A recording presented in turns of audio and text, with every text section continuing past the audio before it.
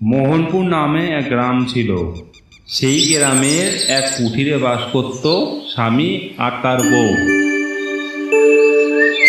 গিন্নি গিন্নি, আজকে বাজারে গিয়েছিলাম, সবজির কি দাম জানো?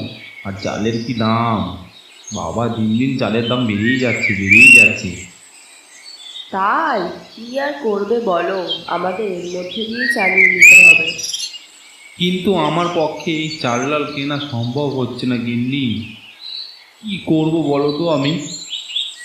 আমার কাছে বড় একটা উপায় আছে। তোমার তো চাষবাসের অবস্থা একটুও ভালো যাচ্ছে না, আর আমি তো ভালো বিরিয়ানিও বানাতে পারি। তাহলে চলো একটা বিরিয়ানির দোকান দিই। কিন্তু গিন্নি, বর্তমানে বাজারের যা অবস্থা, আমাদের এই বিরিয়ানির দোকানটা ঠিকঠাক চলবে তো? আমরা লস খাবো না তো? দেখা যাক, চেষ্টা তো করে দেখি। তারপর তারা বিরিয়ানির দোকান খোলার জন্য প্রস্তুতি নিল।